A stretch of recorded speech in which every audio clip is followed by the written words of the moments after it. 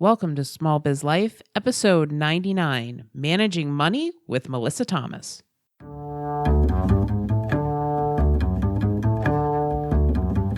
Does this sound familiar? Oh my God, I have so much to do today.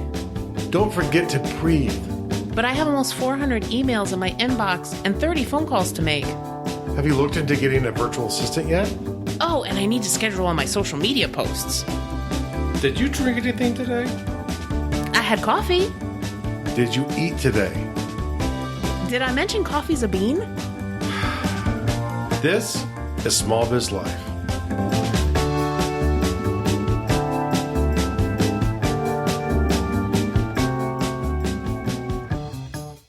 Hey guys, welcome to another exciting episode of Small Biz Life. Whoa. And we're very excited to bring you an interview with our friend Melissa the Coach, also known as Melissa Thomas.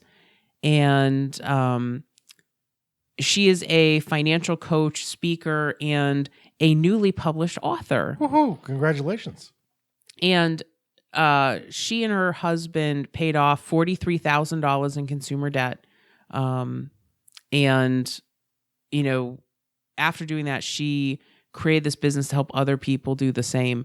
And if you've listened to this podcast, you know that this is something that is really important to us as well. We paid off over $220,000 in debt. And so we wanted to have Melissa on the show, just kind of like talk money and small business.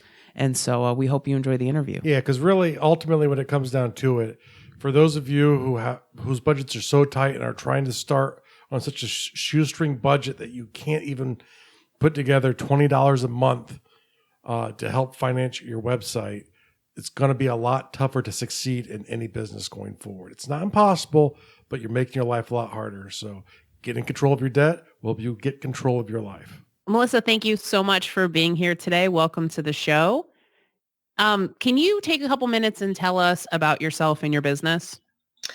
Sure. First of all, thank you guys so much for having me on the show. I'm an avid listener, although I'll admit I'm a binge listener, usually on long road trips and that keep me occupied in the car.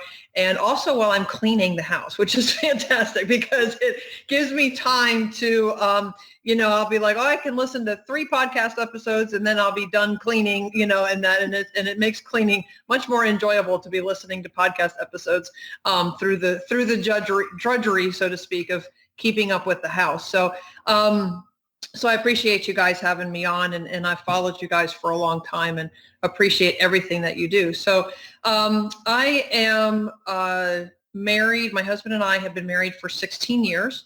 We have 2 boys who are 12 and 11, and we have 4 dogs who are all rescues, and we live in a tiny town in the corner of southeastern North Carolina. And tell us a little bit about your business. My business is Melissa the Coach, and I started 5 years ago. I like to call myself an accidental entrepreneur because I had no aspirations growing up of being an entrepreneur, of running my own company. It just sort of happened as a result of my husband and I going through our debt-free journey, and then I started helping other people. And I was a career teacher, so the teaching and helping people has always kind of been something that I'm very passionate about.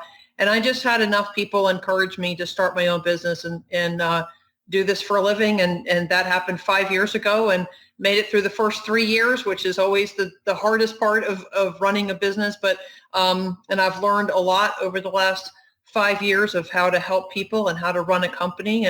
And so here we are, and we just keep plugging along day by day because I have found that even though I had no intentions of being an entrepreneur, I absolutely love what I do every day.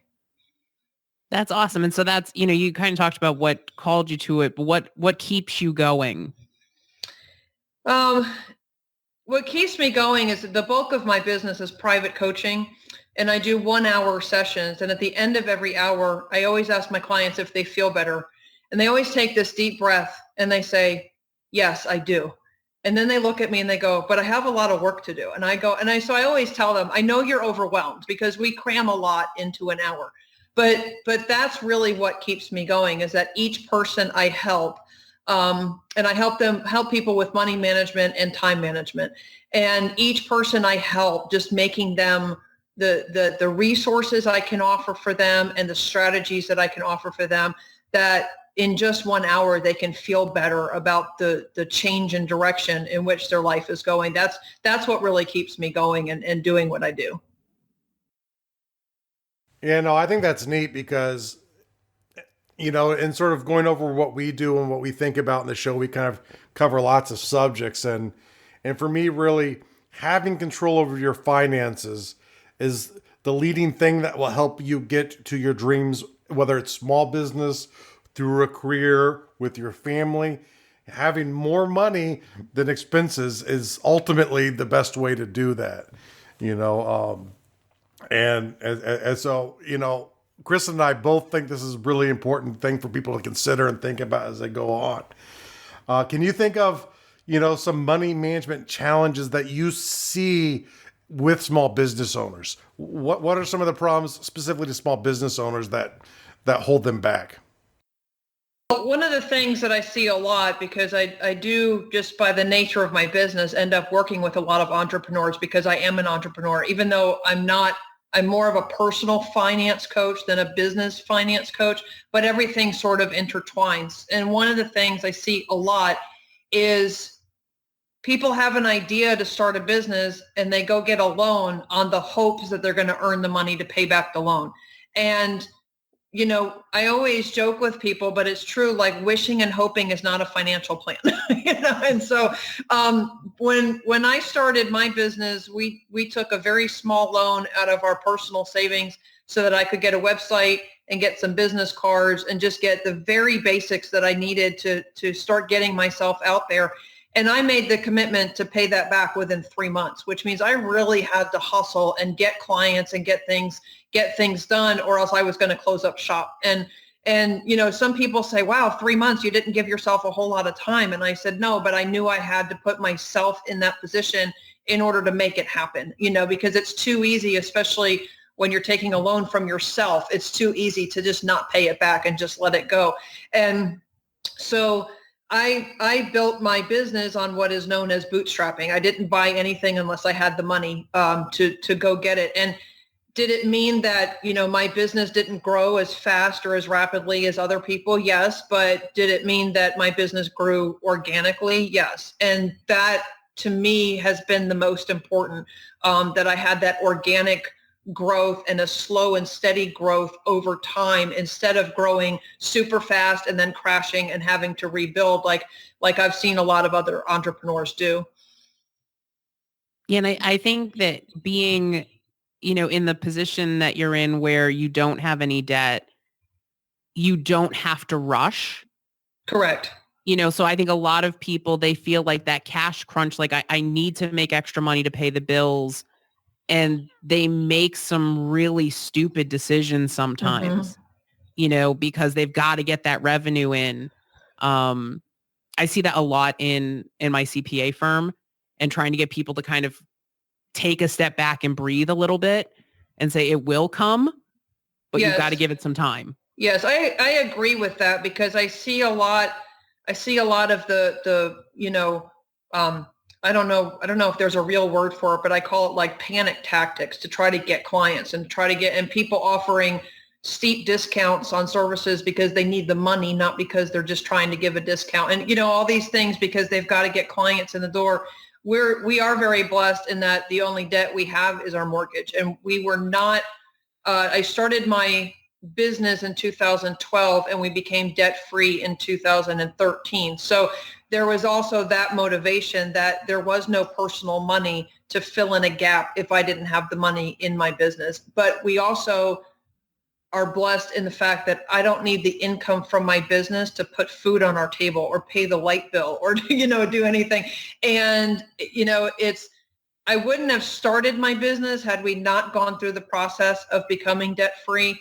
But I also don't see how, we had over $43,000 worth of debt. I don't see how I could have started my own company while we still had all the personal debt, because even though the personal and the business money ties together, it's still very important to keep everything separated. And so that's just that's one thing that I learned early on in the business, and that's just one thing that we've always done, and it just makes everything a whole lot easier. Yeah, and we constantly push that on the podcast. Yes. Keep it, keep your personal and your business separate. It just, it makes it so much easier. And like you said, like you took a personal loan, from yourself. And, I see a lot of small business owners that when they don't separate their business and their personal funds, they don't know how big that loan gets. Exactly. And they don't know how much they have to pay back. And they don't feel like they're getting paid in their business either, because they're not seeing it. It's like maybe going to a car payment or buying groceries just because of whatever. They don't know if they're even making money or losing money. I mean, it's a dangerous trap to get into. It is. And the best thing, and I don't remember where I read this, but the best advice I ever got was to treat my business like I'm working for a corporation. Like when I was working for the school system would pay me, write me a check every 2 months. And so every 2 weeks, sorry. And it's that same concept that I have to kind of put myself in the position that even though it is my business, I still have to run it like a corporation. And even if, in the very beginning when I was paying myself, it might be $5 or $10 or something, but it was just that same, just getting into that habit that on the 1st and the 15th of every month, I'm going to write myself a profit check, and it might not be that great, but it's just getting into that habit of doing that and treating the business like a business. And I'm very fortunate in that I started out that way. And so I haven't had to change a whole lot of bad habits that I've learned along the way. I think that's a great tactic. And we kind of went that way where when I went full time, I started getting paid by the business. And like you said, if you compare the first paycheck I got from the business to the one I got last from my previous job, it was much, much smaller. But no check has ever made me as happy. Right, exactly. Exactly. And it's cool to have been able to like consistently pay you every month, So that was that was a commitment that we made when we started the business, is that you were going to get paid every month no matter what, and we make sure that like we keep our expenses in check so that can happen. So that's exciting. Now here's a quick question for you. From a personal finance for someone who's interested in going into business, if they came up to you and they desperately needed money because they had a cash flow issue at home, would you suggest them to do a job first, or if they had a desire to do a business to start the business first? Which would you counsel? I understand this is very general, so answer it as you will.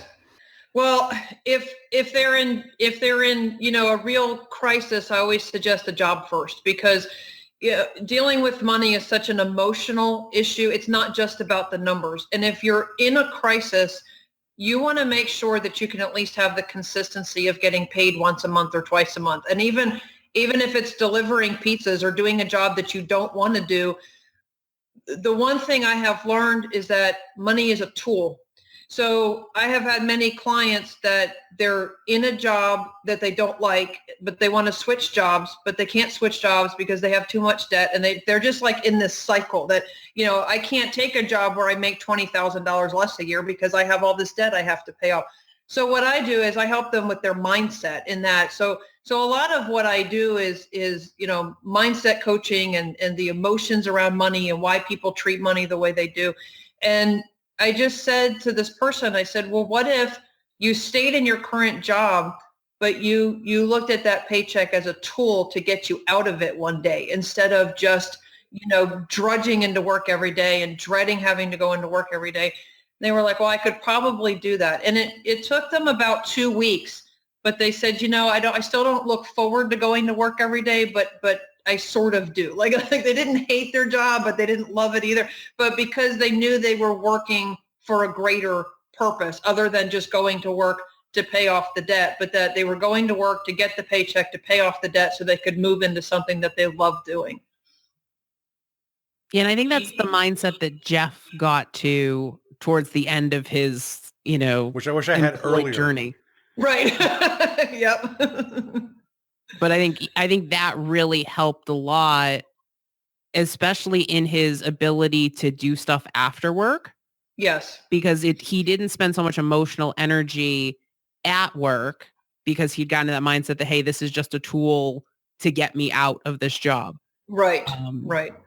And so the level of work he was able to do nights and weekends, I think, rose dramatically once that switch flipped for him. Sure. So it was really cool to see.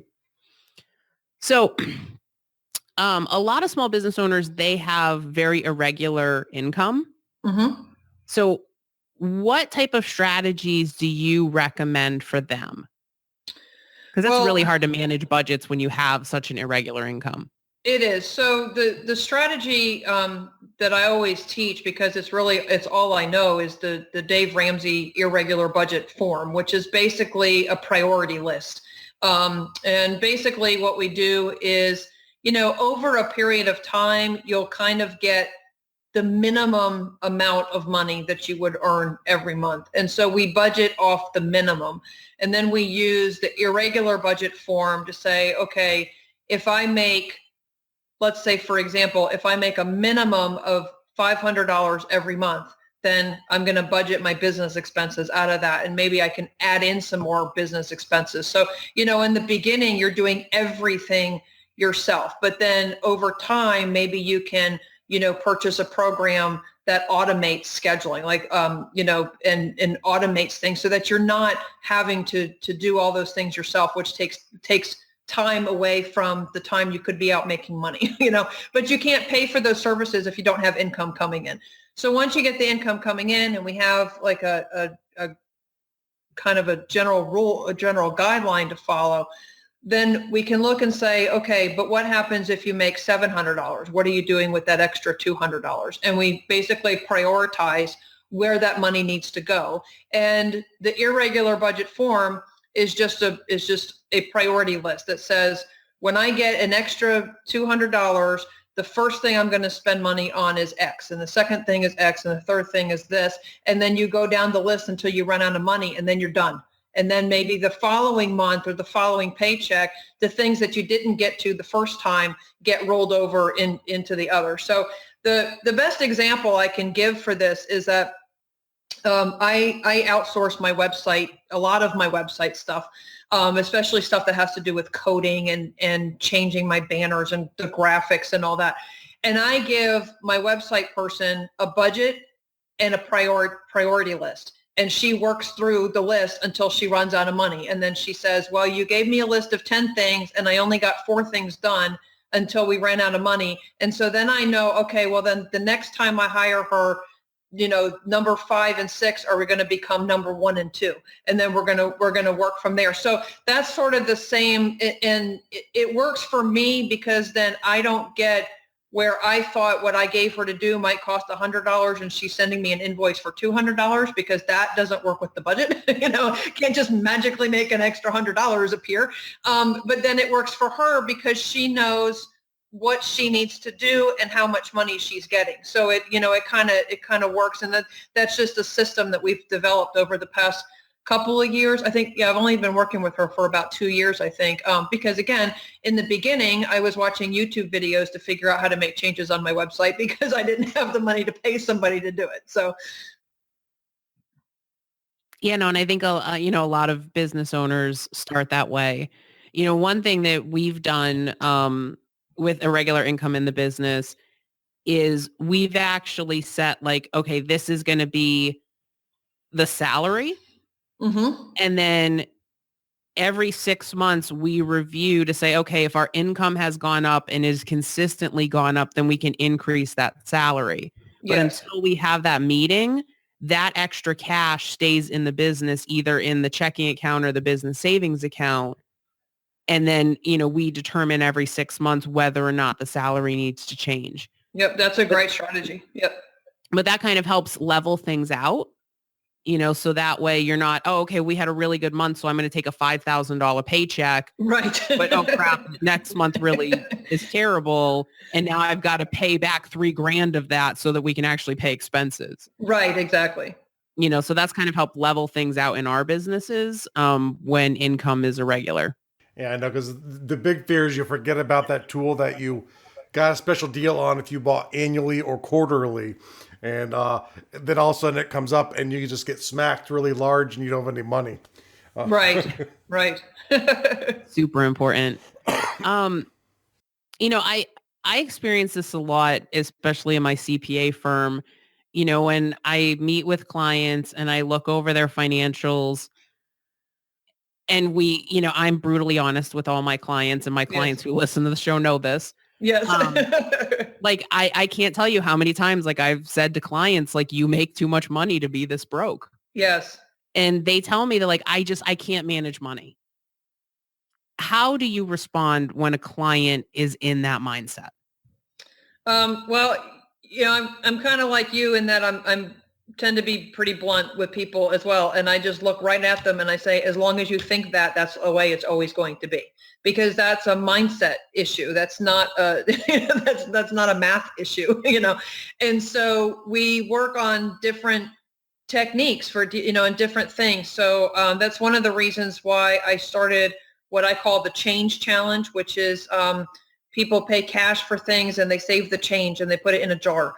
That came about because I had a client who I worked with for a few months, and the whole time she said, I can't save. I'm a terrible saver. I can never save any money. I'm always putting money into savings and then I have to transfer it back into checking because I need it, and so that's a budgeting problem, right? Where you think you can save $100 a month, but you can't. You can only save 25, and people do that a lot.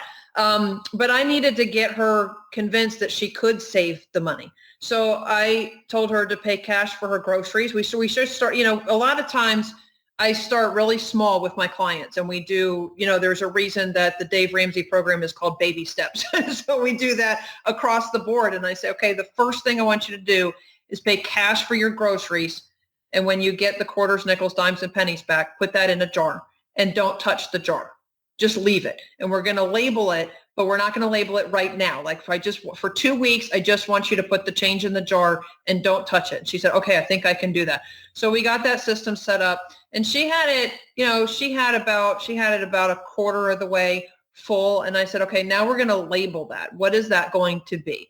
And what we did is we came up with a label that would encourage her to keep the money in there. So the purpose of the label is so that if you're tempted to go grab the change out of there, the label makes you stop and go, oh no, that's what that's for. And she said, I'd really like to go out to dinner. And I was like, what do you mean out to dinner? She's like, like to a nice place that I can't go to because I don't have the money. Okay, that's fine. So I said, when the jar is full, you can count out all the change, and we do that.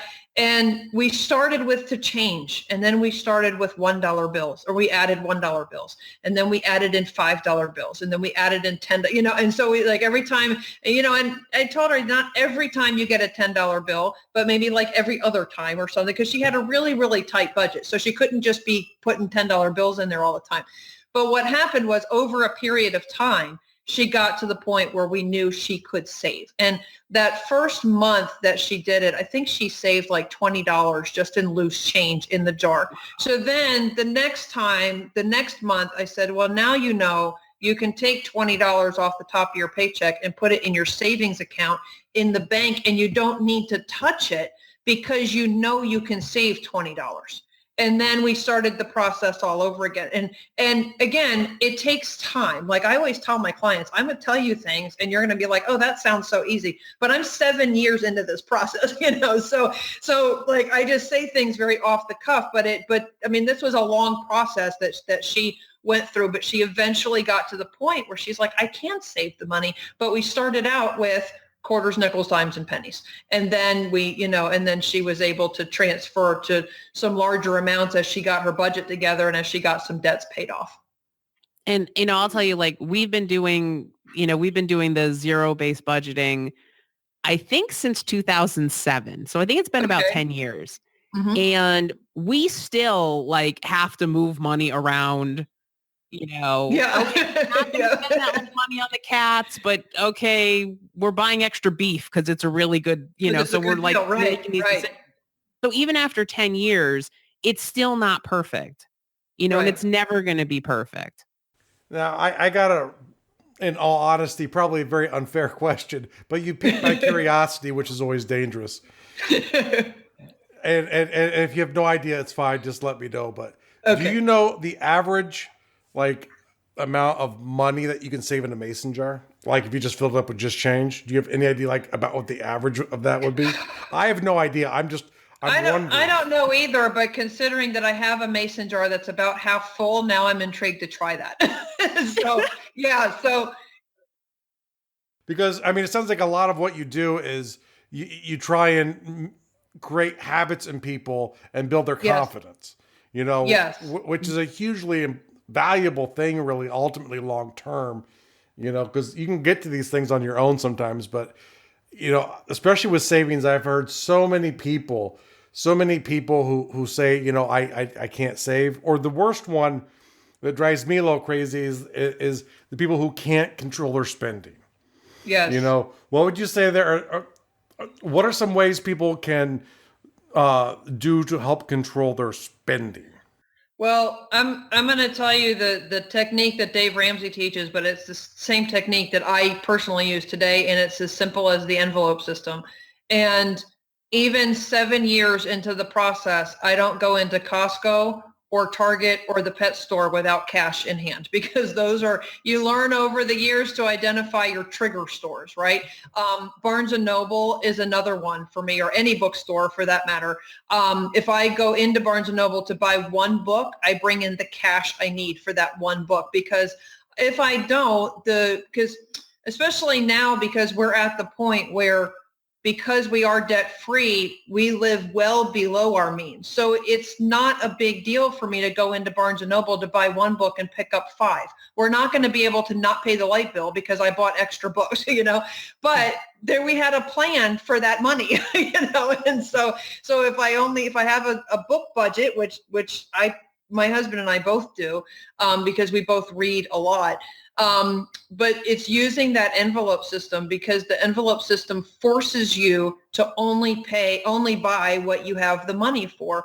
And what I do is especially with going to Costco, because I do that more frequently, I know how much money I need for whatever trip I'm making to Costco that particular time.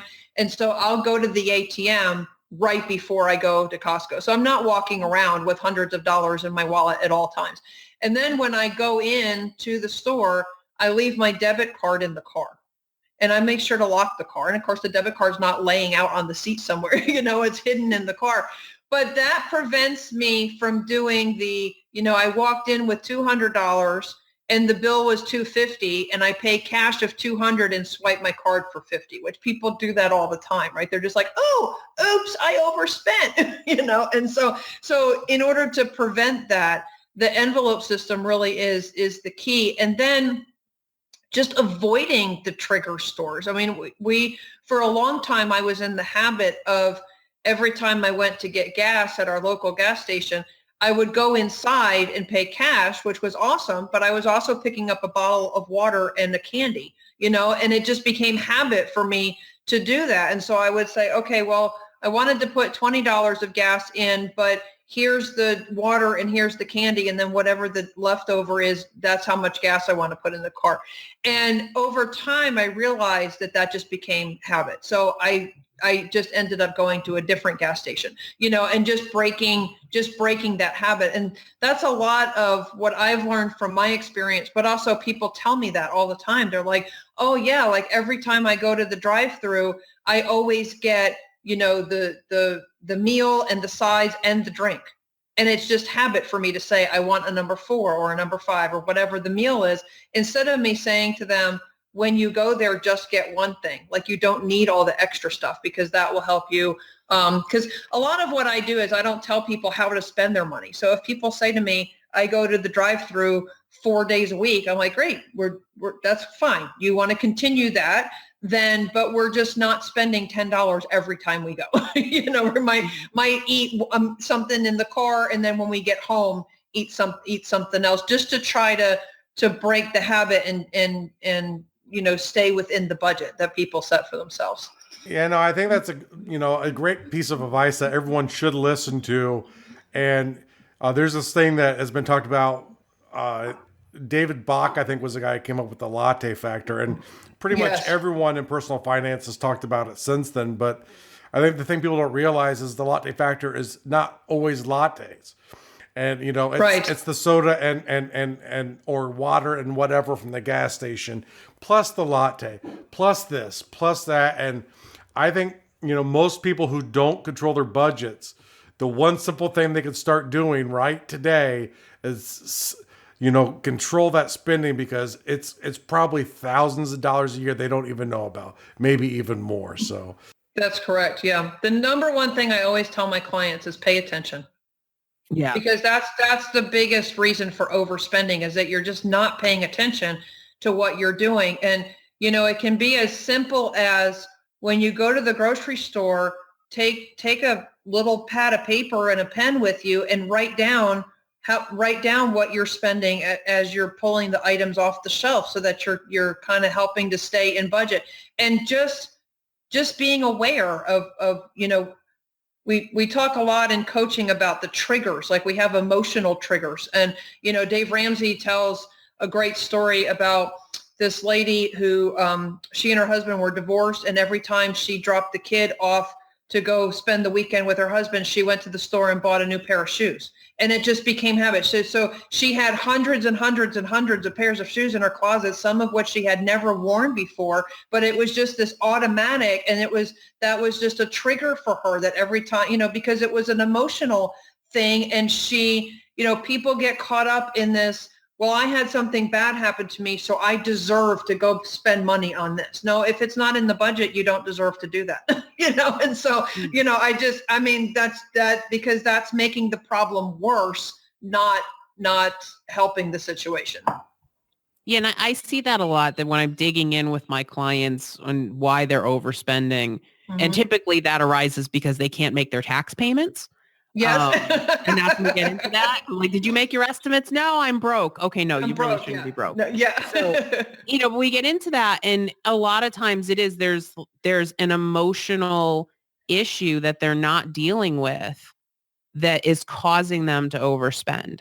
Whether it's, depression, feelings of inadequacy, issues from childhood, there's something that they need to work through before they can really address like the money part. Yes. So, and a lot of times, and I'm not a psychologist, and I tell my clients that everything that I talk to them about is just based on my own personal experience or what I've learned over the years and dealing with people. And, because as dealing with clients is the best education you're ever going to get, because you can say, oh, I've already dealt with this issue with this other client. I know I can help this client. So for me to be able to provide vetted and trusted resources for my clients, that I can say, what this issue that you're dealing with is really a psychological issue. And I'm not a psychologist or a psychiatrist, but I know people who are, and you need to go talk to these people and get this issue worked out, and tell them that I sent you, because they know that we're working together and whatnot, because there's also that degree of confidentiality. So I can't discuss what I talked about with my client to the psychologist. We can only discuss what is mutually agreed upon to discuss. But just to be able to provide those resources, marriage counseling is another one. There's a lot of couples I counsel that I say, you guys have a marriage issue. You don't have a money issue, and I'm not a marriage counselor. And so these are some of the things that my husband and I have done to work through our individual issues with money, and then bringing the issues together. But if none of those things help you, then you need to go to a marriage counselor. And here are some people that I know that are marriage counselors that'll be able to help you through that process. So that's one thing I really pride myself on, in that if I can't help my client, I know somebody who can, and I can send my client directly to them, rather than having to say, you need to go Google some marriage counselors in our area and find one, that I can just say, go here, call this person. Because there are a lot of issues that I'm just not equipped to help people with. So I have a question, since you're getting into marriage. Do you have an opinion one way or the other about couples keeping their money together or separate?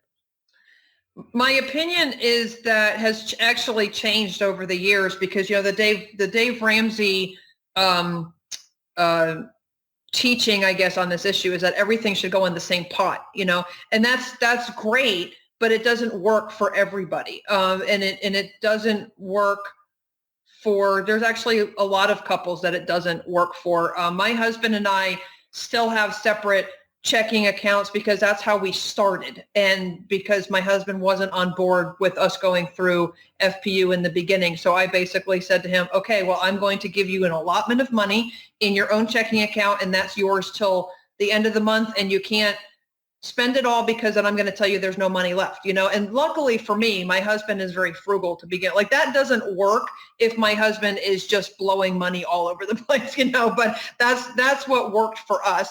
And we just sort of kept it that way. So even though we discuss all of our money and we discuss all the budget and we talk about all that stuff, it's just more helpful, I guess, in a way that we have everything separated.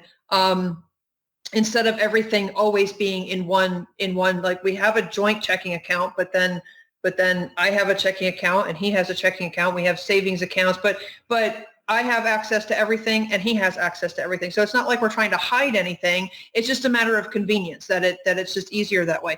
So because that's the way we've always operated and we never went back to like putting everything in one pot, I always tell people, if you guys can put everything in one pot and you can manage that, then that's great, do that. But if it needs to be separate, then keep it separate, but it needs to be accessible. So there's a difference between having the man and wife having each having a separate checking account and the wife doesn't have access to the husband's and the husband doesn't have access. Like that's not the way to manage money. Everything needs to be accessible and everything needs to be able to transfer from one to the other in case you need to be able to do that. But for a lot of people, it's just easier to keep things separate than it is to try to operate out of one pot, especially in the beginning if they're not communicating well about how the budget is supposed to be working. So now here's interesting because I think if I'm understanding, you're maybe doing a little bit different than I've heard most people do it. You treat all the income as one. You just kind of deliver some of it into this account and some of it into that account rather than income separate, bills separate. Am I understanding that correctly? Right. So basically, because this is how we started out, all of the income comes into our joint checking account, and then we have what we call my husband's checking account, which is separate. He gets an allotment of money in that checking account, and that's what he uses for like his gas or his going out to eat, lunch and all that kind of stuff.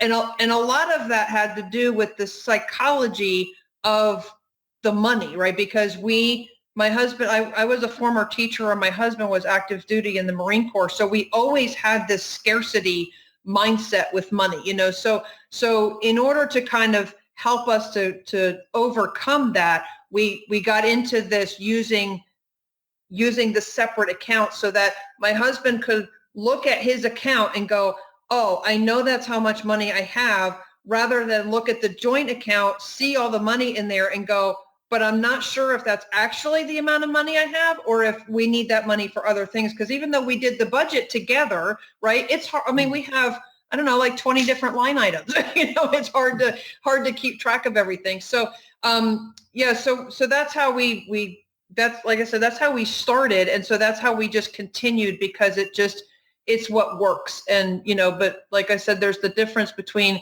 keeping things separate and keeping things accessible. So we're not trying to hide money from each other. We're just trying to make our lives easier with managing the money. Yeah. Well, no, and I like that too, because like, especially for the spouse that doesn't manage the money, they know like how much money they have left. Like that's kind of always a thing that Jeff has said. He's like, I don't know how much I have left to spend. Right. Yeah. And so I think that's a really cool way to handle it. Yeah, because it's funny too, because it's like, Kristin strangely does pretty much that kind of work in our household. And, and I'm also a very cheap people. So I might go for months without spending any money on my own. And then I get a little nervous if what I want is slightly more than my, allowance. So, right. So yeah, no, that's something an interesting way because you still treat it all as one money. You're just using the accounts for ease of understanding purposes. That's very cool. Yes, thank you. Yeah, typically when I see issues with clients, it's, you know, her income goes into her account, his income goes into his account. She's responsible for paying, these 4 bills. He's responsible for paying these 4 bills. Oh, right. Yes. And it's like, it's a nightmare and it causes all of these arguments and all of this fighting, but when you say like, well, why don't you pool your money together and kind of do what you're doing with, you get your allotment. They're like, no, we can't do that. And I'm like, oh, right. Yeah. So, well, a lot of that, what I've seen in my clients is a lot of that is trust issues. A lot of that is, the people coming from a situation where they had roommates and now they have a spouse but they're still managing their money like roommates. And, it's like, no, you're supposed to sit down and work out a budget together.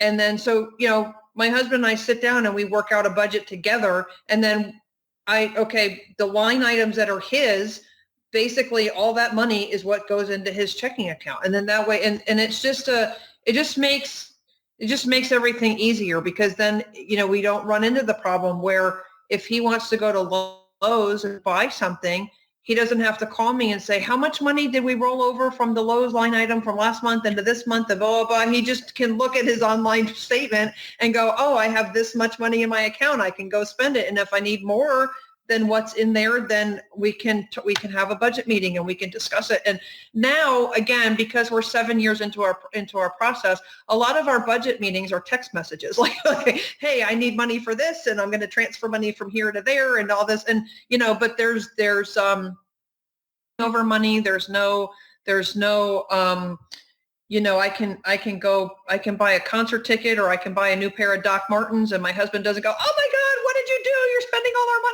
because he knows that there's line items in the budget for those things, and so it just makes it easier across the board. Well, so it's so funny how having more money than you spend gets rid of a lot of relationship issues. It does. Yes, yeah. For sure. Absolutely. Melissa, you have given us some great information. Where can our listeners connect with you if they want to learn more? So my website is melissathecoach.com. All of my social media is also the same because that's a lesson I learned in branding, that everything is the same right across the board. My email is melissathecoach@gmail.com. But, so they can then all my phone number and everything else is on the website. So they can call me. The one thing that when I started my business and one thing that I still hold true to is I didn't want a business where I had employees that were doing everything for me. So when you call me, I'm the one who answers the phone. And when you send that email, I'm the one who answers the email directly and, and all that. And that's something that I found over the years is very important to my clients. They don't want to call and talk to my assistant and then find out, from my assistant what, because we're dealing with money issues and it's a very sensitive subject. So, so when people can't reach out and contact, they'll hear back directly from me. So. Awesome. And we will put the links to your website and, some of your social media channels in the show notes for this episode. So people can just go to smallbizlife.com and get all of that information. Melissa, thank you so much for being with us today. It was a lot of fun. I love talking money. And, thanks so much. Me too. It was a blast. So thank you so much. Thanks for having me. I appreciate you guys. Have a good day. You too. Wow, that interview was so much fun to do. I love talking to Melissa because, we're kind of kindred spirits when it comes to money and debt. Yeah. It's some real great stories in there too. Oh yeah, no, we had a blast recording that. So, if you want to learn more about Melissa, you can go to melissathecoach.com. We'd also love for you to check out her new book, Building My Yellow Brick Road, Life Lessons from Pursuing a Dream. You can get that at melissathecoach.com or at amazon.com. And if you go to the show notes for this episode, we'll have links to Melissa's website where you can connect with her on social media and you can order her book. Yay. So thanks so much for joining us again this week, and we'll see you next time. This was Small Biz Life.